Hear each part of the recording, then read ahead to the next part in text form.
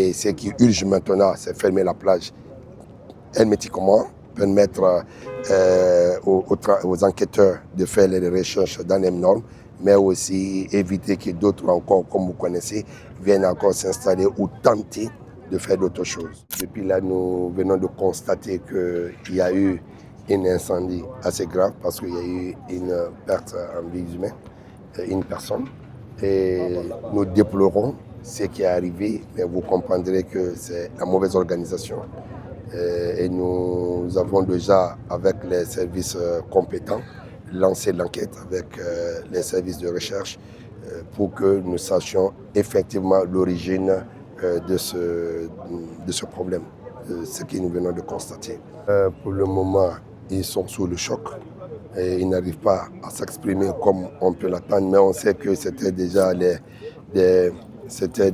comme on le dit couramment, les PACA, donc les hangars. Et c'est vrai qu'il y avait du matériel, mais il y a eu des pertes importantes en matériel. Mais déjà, il faut se dire que les dispositions sont prises pour que nous puissions aller en profondeur pour savoir ce qui s'est passé réellement.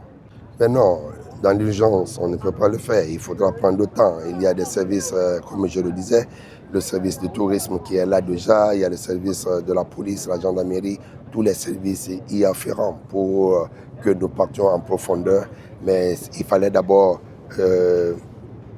cadrer, n'est-ce pas, contenir le feu pour ne pas que, comme vous avez constaté, il y a même une cour qui envoisine la plage qui a été victime.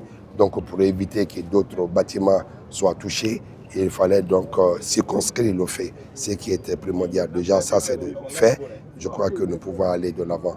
Et ce qui urge maintenant, c'est fermer la plage hermétiquement, permettre aux enquêteurs de faire les recherches dans les normes, mais aussi éviter que d'autres encore, comme vous connaissez, viennent encore s'installer ou tenter de faire d'autres choses.